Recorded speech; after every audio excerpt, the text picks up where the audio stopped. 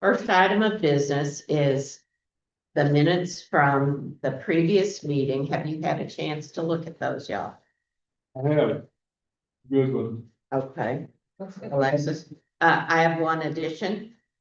In the November 19th, Okay, it's just a correction under next meetings. It says December 1, December 4, December 1, and oh, that needs to be 11. an 11th, yeah. So with that change, we can go ahead and approve those. And the next item of business is the provisional ballot here from November the 18th. So we did mail a letter, to, the individual who cast the provisional ballot. We have not heard anything. Okay. They were given a letter at the polling location, and of course, we mailed a letter to let them know. So, and they're not here, so. Okay. So let's move forward. You've got ballot disposition report here. Did you want to go over that? Yes, so this is a report that we're required to do after every election. It is basically a snapshot of provisionals and absentees. And so on this one, you'll see we had one provisional ballot. We had none that were cast during early vote. The one we had was cast during election day. And that's an in-person. And so it breaks down the reasons so the voter information was not found in the poll book. We had 0 absentee ballots, that were made provisional. We had 2 absentee ballots. Both of those were returned. Both of those were accepted. And then the back page is where we put in the number of votes cast during early vote election day. And then, the total number of in-person. All of this, basically, when you do these numbers, needs to match Mm-hmm. your results. Right. And so when I have everything put in, everything matches. And so we are required to send this to the County Board of Election Commissioners. So I have one for the consists of that. Any questions on that, yeah? Yeah, thanks for taking care of that.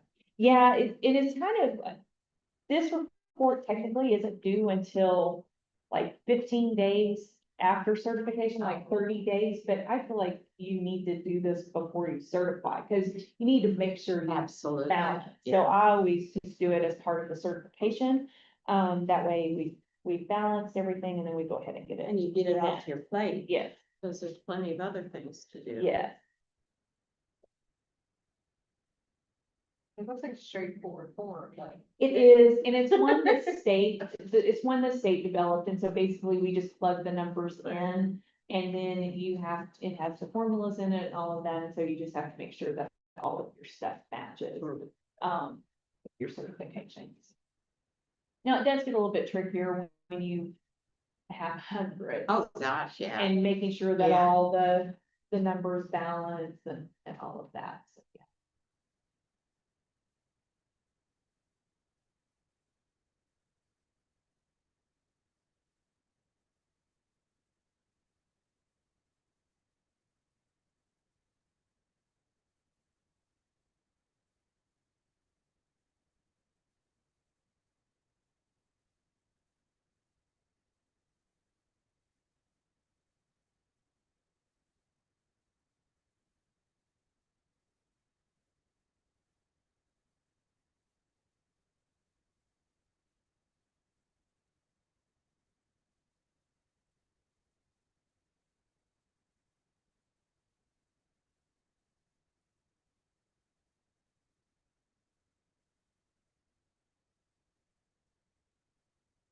So,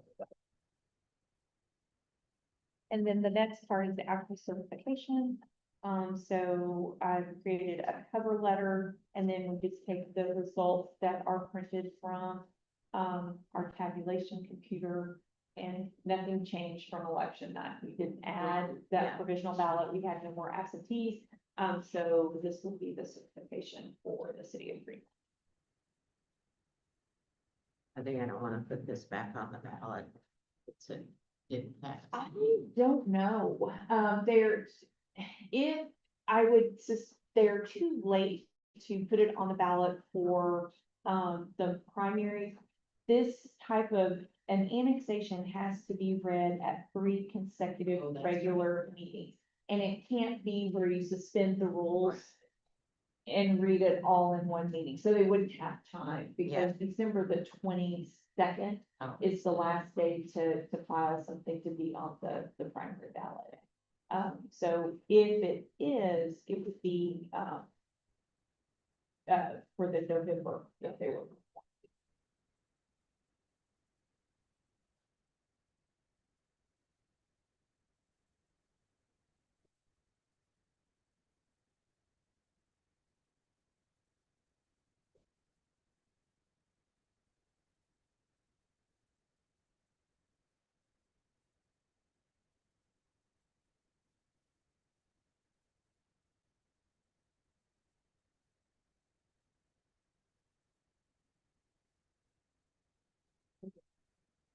Sign of business is preferential primary.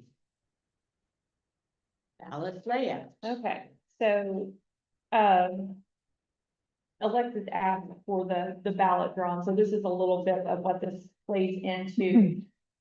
So this is still unofficial. We do not have the official list of candidates Oh. from the Secretary of State's office. We will get that sometime today. We do have the official list from, the county clerk's office, so we'll be able to go through this and make sure we have everything on there. There is one withdrawal from Constable District 1. Jeremy Austin has submitted it. His name is still on the sheet, but that's gonna be what we do after today is go through this sheet. So we'll start, this sheet will basically be the basis of how we create our ballot draw based on the filing date and the filing order.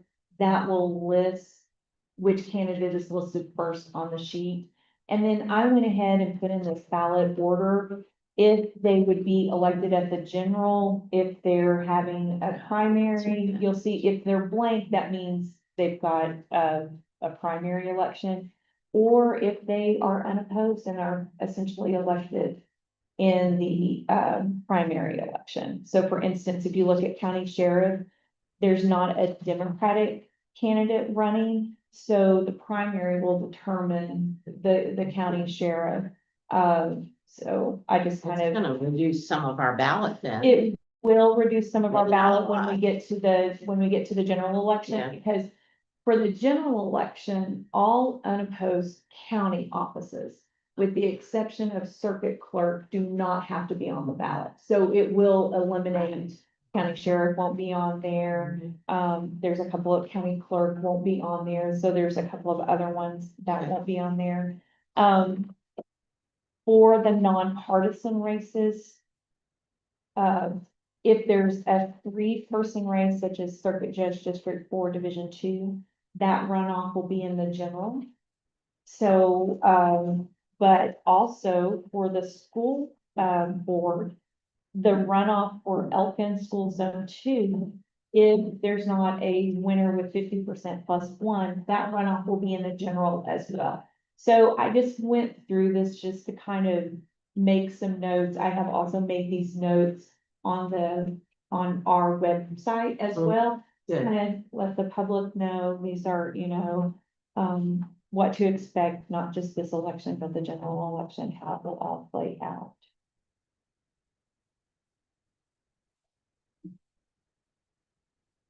And like I said, we'll go through, I have a team coming in on Wednesday before the ballot draw, who will go through from the certified list, proofing the spelling of the names, Yeah, all of that. you're gonna have that by Wednesday then. Today is the deadline to have the Oh, name okay. certified to us, and our Okay. county clerk has already certified the list to us, so now we're Okay. just waiting on Secretary of state. State. Yeah, and so we'll go through and make sure that all the names are spelled correctly, the titles are on there correctly. This is still considered unofficial, what you have. right And the here. ones that we raised for concern were that the candidate didn't put the proper name or that's on the certified list. Like there was like two, one was school board. So One was school board, And the and the other one was one of the JPs. Mhm. And the county clerk has sent me Okay. their, new, political practice pledge. So we do have that for our files, and then of course we'll look off the certified list, but yes.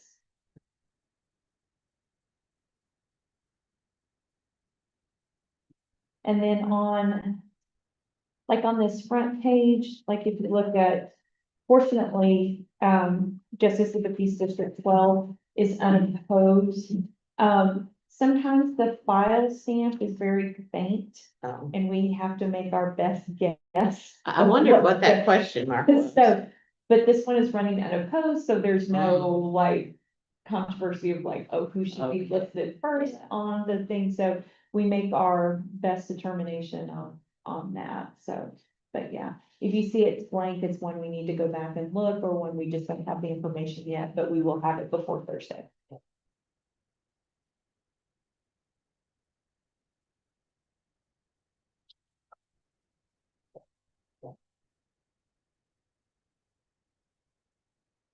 So on the first page where you've got, this is just a point for clarification, where the filing order is not a time, it's a number, those are just numerical.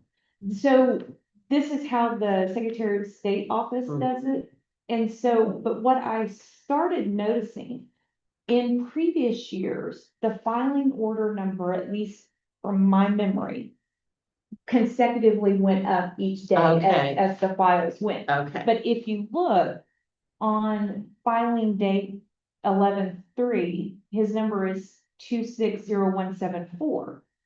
But if you look at the one filed on 11/7/2025, it's 260055. If I just went with the filing order number 7, or Dunbar would be listed before Schaffner. Mm, So I started noticing that pattern as I was putting them in the computer, and I was like, oh, we had to go back in and put these filing dates. So technically, when we put this on our list, Schaffner will be listed first okay, over Dunbar, because Schaffner filed first over regardless of what the filing order number was. right, That order number will make a difference when you look at the two governor candidates. They both filed on the same date. oh, yeah, So therefore, we would go with the filing order number on that date. So, okay, yeah, so.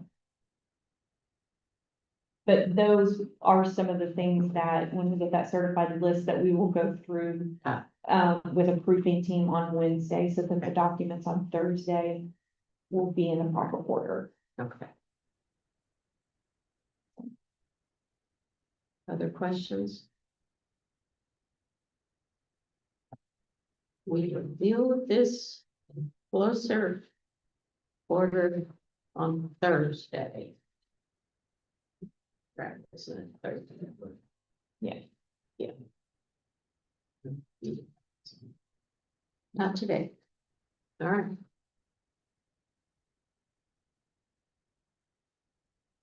And then this sheet with just the races, Mhm. in previous years, we have done the ballot draw, and we did, for the primary, we did all the Democrats and then all the Republicans and all the nonpartisan. But it has always kind of been that we only had one Democratic race, and you didn't have any other Democratic races, so it just kind of got that one out of the way. But this year, since we have several different JPs on the Democratic side, and I've thought that the order we could do it would be just in the order of how the offices would appear on the ballot, regardless of the party. So we would start with Democrat, because he comes before all, and for no other reason. But we would hold the ballot draw, do Democrat US Senate, Republican US Senate, and then go down the line so that it's not, it's, all together. yeah, I felt like that might be the most cohesive way to Mm. do it. So rather than just doing all the Democrats and then doing all the Republicans, but since this is kind of Yeah. new territory for us, I thought I'd present this and see if this is okay on how we create the ballot order papers. I don't have a problem with it. I mean, it's worth a try to see if it is. If it gives us a flow. Well, and that's what I thought it would. I thought it would flow in the order of the offices. So when you're calling the offices, we'll need to say Democratic Right, yeah, race for US Senate. The okay, envelopes will also be clearly labeled Democrat, Republican with the office name and then the number of candidates that are in there. So, but yeah. Before we're doing that, we were limited on space. That room wasn't all that big. So we did it by the party because it made the most logical sense to cram that many people in a tiny room and pertinent issues. we don't have that problem today. And I also thought for the ballot draw, I would take the table and run it this way. Okay. And then just do the chairs stack and then they come up. But I felt like that will make, because I suspect we'll have candidates here. That'll make it easy for them to come up and draw out of our famous bowl. The fish bowl. The fish bowl. Okay, any other thoughts on that? Sounds good to me. All right. And then I have one more thing for the ballot layout. At our previous meeting, we had talked about, a header for the unopposed Democratic. So this is what, and it will be the same for Republican. It's this in the middle here where it says unopposed Democratic federal, state, county-wide offices. So on the Republican ballot, it would say the same except unopposed Republican, federal, county, and state. That was a distinction you had asked for, Mhm. Renee, at the last meeting. And so we have put that in there Yeah. to see that.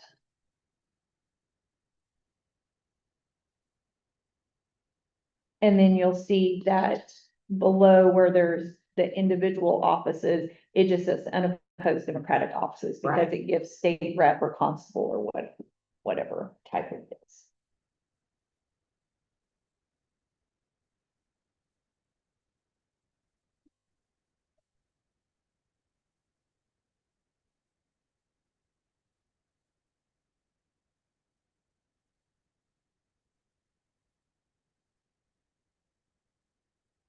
It looks good to me.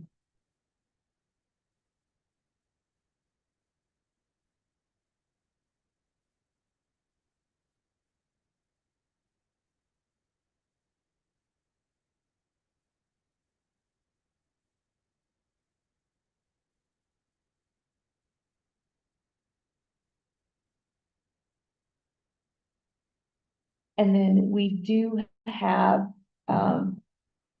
Farmington School District is, asking for a millage increase. So we are waiting on the language from Farmington School District, to be able to put that into the ballot. And then, the city of Goshen is possibly going to ask for Sunday sales. But it, I believe, has to go through a process of collection of signatures. The city council has to approve it, and then the county quorum court will have to approve it. So one of the things, and the quorum court will not meet until the 18th. However, it is a rubber stamp from the quorum court. Oh, it is. I mean, I couldn't imagine that they Yeah. would vote against what the city Mhm. had asked for and what the public had asked for. We have ballot approval on December the 11th, so I'm going to ask the commission to tentatively approve the ballot with that language Oh, on okay. there. And then with the caveat that if for some reason it needs to be gets struck. removed, you allow us to Yeah. remove it. Yeah. Because otherwise, we'll be coming back December 2nd. And I don't think anyone wants to come back. Nope. December 22nd to approve ballots, so that I will ask the Yeah. commission to approve the ballots that way. As long as they, do they both need the quorum courts? approval? Farmington does not, They do and, not. and I already have a call to Farmington to get their language, I'm just waiting on it, I should have it this week. But the city of Goshen one is a 3-step procedure, so. The more involved. Because when I do it, then Washington has, then you do. Approval. It's how these laws were written, if anything, I wish that the state would take on how liquor sales are done. It's so convoluted. Well, that's kind of and always been archaic. yeah, and it still is. There's Yeah. different steps for it that you're just like to get it on the ballot. So yeah. All right, well, we can wait on those and hope that they can get it done in a timely fashion.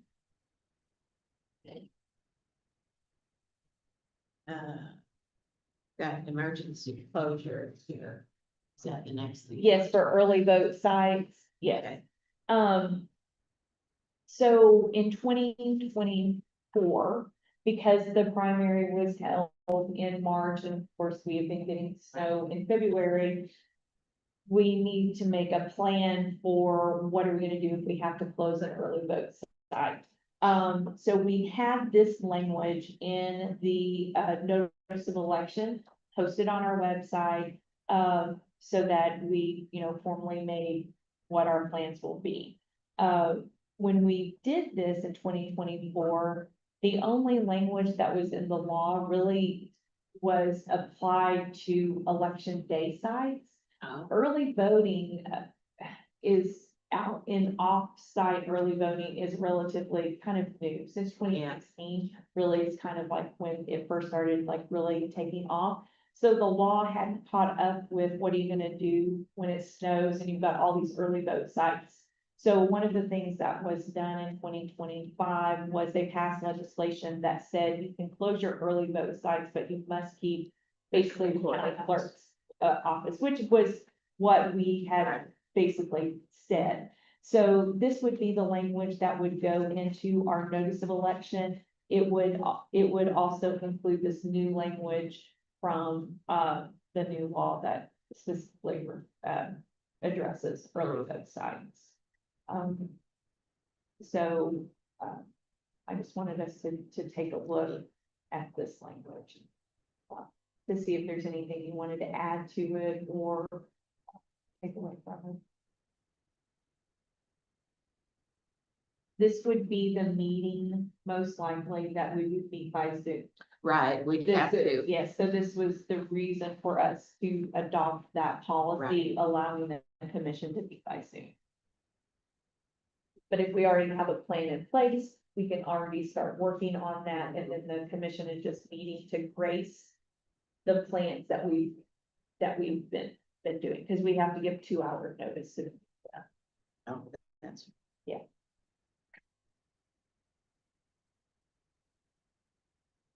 And the language in the yellow and the language in red is just pulled straight from the law.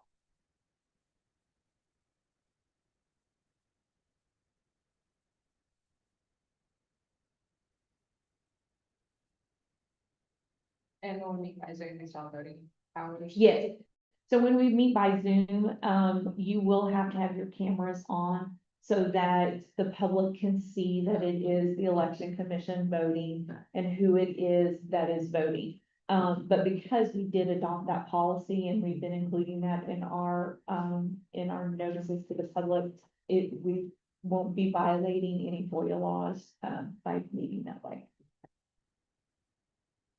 Let's hope we don't have to do that, but it's always a good thing to have. Yes. Well, considering it snowed today too. Well, In certain places. and you remember one of the last ballot draws we did, only Max and Oh, yeah. were Yeah, in the that's right. courthouse, and the two we did by Zoom. Yeah. So, but a lot of candidates were there because they worked in the courthouse, so it was kind of a hybrid meeting. It was weird. And so I was like, good thing we've been thinking about Yeah. how to meet by Zoom. There's a possibility. Any questions on that, Bill? I mean, this is basically, we're following the law. Yes, Yes, but we are, I think being proactive Right. and putting it in our notice Mm. so that if someone were to make a complaint or say, oh, well, you gave us no notice, Yeah, we're like, here here it it is. is. We've Yeah. They discussed, make that decision. yes, Well, there it is. yeah. Since it's for the February, what about November of next year? So we will do the same thing, for November as well. The odds are lower that, because we vote in October. And this October, I think we're also wearing shorts. So, it's fun. So, but yes, we will do the exact same thing. This also applies, now we don't have to have it in our notice, but for instance, before the general election where we had to close Trinity Methodist because construction basically shut down that roadway. We do have the power to make emergency closures, whether it's in our notice or not. But, early voting, it's better to have it in the notice Yeah. so that the public is fully aware. Those election day closures are true emergencies of like, you can't get in, the building is flooded, like any sorts of things Yeah. that might happen. So, yeah. Could we include a language to cover the February and November date in one? So we will do a notice of election for the March election, and then we turn around and do a new notice of election for November. So this one doesn't have to be for both of them because each election will get their own notice. So, yeah. Okay. Other questions? Move on to early vote sites. So same thing, there's this, I haven't changed anything in this. We are confirming this week with the Springdale Public Library. That they are open, everything gets delayed. Right. But from what we understand, it is open. So this would be the information that we would include in the notice of election. For early voting, these 19 sites that we would have open. And you're doing training tomorrow. So that is the trainer Okay. training by the State Board of Election Commissioners. So yes, so. Okay, well, the three below are sites that we they're still up in the air. No, No. so the Civic Center won't be available for us and the Walton Arts Center would not be available At all. for us for the primary election. But Christchurch, we had it open for the general election, not the primary. I don't necessarily know that we need to open it for the primary. I think just hold off on it for the general. So that's why they're down at the bottom, yeah. And the big difference between the primary and general from 2024 to this, Farmington and Nazarene, we're only having open for 1 week, the second week of early voting and not 2 weeks. Okay. So, yeah. What's our average number of voters in the early voting those weeks? So, Do you have a number on that? I didn't print it out That's all right. this time. Okay, for the primary, early voting numbers are significantly lower. So when your overall voter turnout for a primary, early voting is 50%. Okay. Versus the general election, which is about 65% of the total votes cast. Okay, so we don't feel like we're going to have any big crush here. No, and in fact, your total turnout for a non-presidential election Mhm. year is about 30% overall turnout. So when we're talking numbers, the overall turnout is just not that great for a primary election. Now, granted, there are some races that are probably going to They'll bring out generate the more interest. more interest. Yeah, They'll bring out the base, but just, I've not seen even a presidential primary where you've had more than 35% overall voter turnout. So when we're talking numbers, yes, it's significantly lower. okay. Looks good. Which is fine, because this is the election that will determine who the sheriff is. Yeah, And if you're. And so- Prosecuting attorney. So that may generate some interest, sure. but will it be enough that you would get an overall 65% voter turnout? Not gonna happen. Yeah. So, but we would be prepared if it did. So, Okay. All right, election day sites. we're still looking for the site on Mount Comfort. I have reached out to Cross Church again to get a response back from them. I have reached out to the church that is off of Dean Solomon. Again, I'm going to just go ahead and call Shiloh Church this week to see if they're interested, and if they're not, it may be that we go even further down and look at that church that's right outside the city limits of Fayetteville. I just feel like having something on Mount Comfort is so important for us. So that's Who our, wants to build a building there? right? And I don't know if you've been on Mount Comfort, but across from Holt Middle School, Mhm. there must be 6 apartment buildings Oh, yeah, going Yeah. up, massive, yeah. which just means that just much more traffic, much more voters. So we really do need something, so we will go back and back and Yeah. back and get us an answer. Everything else, Archer, the plan is to switch it to the Springdale Public Library and then Yvonne to not open. But everything else we've got commitments from, and all of that, so. Are you, scouting out, I mean, do you have a sense on the new supervisors? I see you've got a number of places where you say you need a new Yes. supervisor. So, I have, so our American Legion team, which is a great team, and it is almost all veterans or members of the American Legion. Sweet. They are going to help me out there and provide me with a supervisor from their team. So basically I'm borrowing from their Yeah, team yeah. to take someone over to Elm Springs.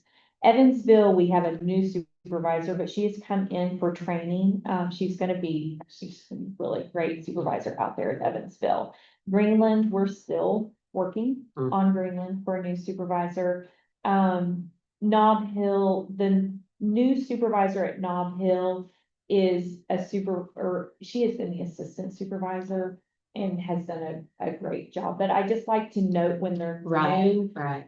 to make sure that they have everything they need. Same, I have that situation solved. We do have a new supervisor, but the supervisors who were at Sang are sticking around. No, They good. just don't want to be the supervisor. Yes. So she will have the full support Okay. of those supervisors. Temple, I don't have that highlighted. I am working that one out. Wennington Community, the supervisor that I have assigned there is from Prairie Grove, and Dee and Peggy, who are supervisors at Prairie Grove, recruit amazing Oh, good. coworkers. Yes. So I have gotten someone off of their team for Wennington Community. Okay. Wheeler, the new supervisors at Wheeler have worked elections before, so I think they'll be fine.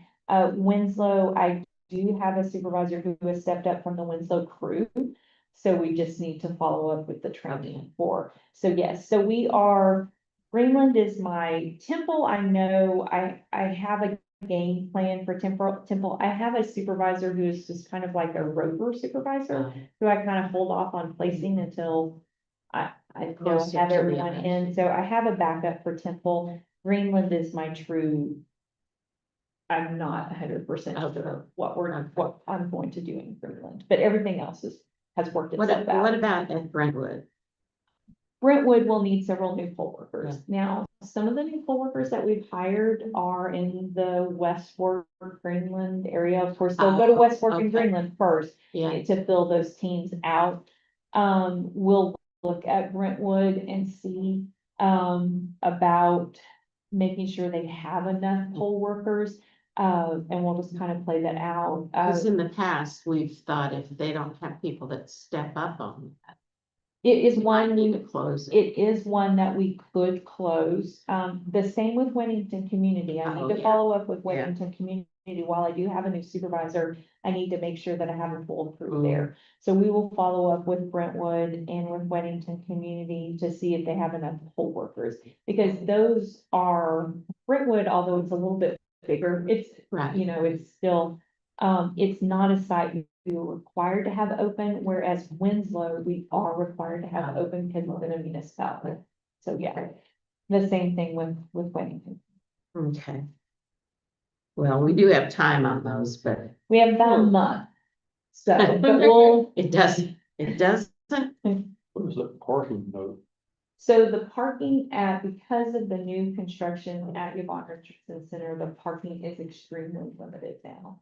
And so, we worry about its viability in regards to parking and So that's just a note that says, there's not a yes, so we haven't decided. Yeah. to Open it. Yeah. And we don't have a supervisor or team for there That's a either. good reason not to open. Yes, so, I mean, it's relatively close to the courthouse and Genesis. and Genesis and, you know. Yeah. There's places that. So we would also need to recruit That's people. a breaker before. It was, It really wasn't. and it's limited even more. Yeah, so yes. I think we're getting some precipitation, you know. Okay, any more questions on that? And we will decide that at December 11th meeting. Yes, December 11th. Now, one of the things, so we have to decide all of the polling places 60 days before the election. So technically, January the 2nd is our drop deadline. So if for some reason we need to come back January 2nd to make a closure, like if I were to find out I don't have it, or something along those lines, we have until January 2nd. But we also have the ability 30 days before the election to add a site. Oh, So let's say, for instance, that we were worried about Brentwood and we couldn't find a crew for Right, Brentwood, right. or we couldn't find a crew for Weddington Community. We could close it, but if we were able to find 30 days an before we can alternative site, open, yeah. or found enough poll workers, we can open up a site. We just couldn't close any site after the 60 days. So that does give us a little, you know, that's not ideal. I certainly wouldn't want to do Right. that, but, that is a nuance of the law. So, Little wiggle room. yes. Which Because is 60 good. days, although ideally you want to have them all, 60 days doesn't account for your poll worker training and all of that, like who's gonna show all up, you know, we've got everyone contacted, the supervisors and all of that, but then who is all show up, who's gonna be able to make it and finding, and It's like, yeah, it's closed. so. We have a major snowstorm. Well, Yeah. that does concern me a little bit. So we have poll worker training for our poll workers starting January the 13th and we run through January the 23rd. We're only gonna do one class a day because I am concerned. Last year, we ended up having to close training for like 3 days because the courthouse or everything was closed. I am concerned we may end up having to double up training. But the nice thing is because we have this building, Yeah. we can do training whenever we want. Although the sheriff was always wonderful to us, we were limited in the days they had available for us. So we have more opportunity for us to complete training, you know, it may just be a scramble of filling in dates from snow, so yeah. Other business? What's our next? We've got a meeting on Thursday at 9 o'clock. And then the 11th at 10.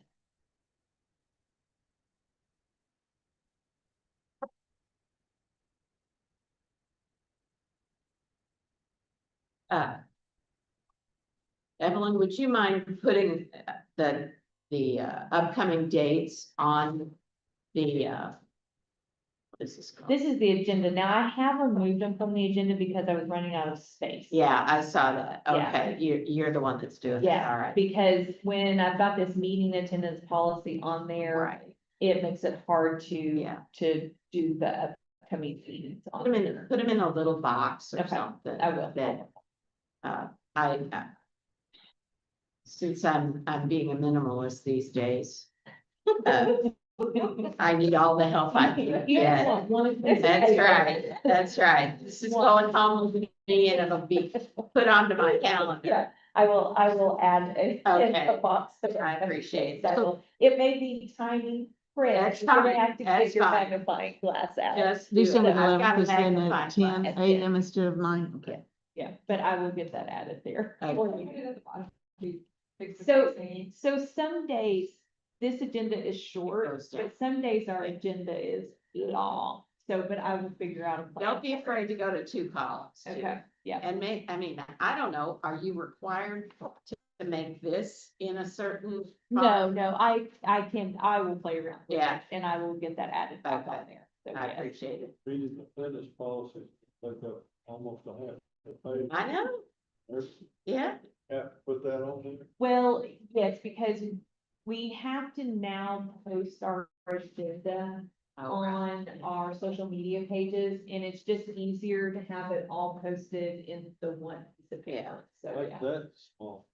So Yeah, I'll work with it and get us down to one we page. know you'll do it. Yeah. You always I will. do. I'll- All right, well, if there's no other business, then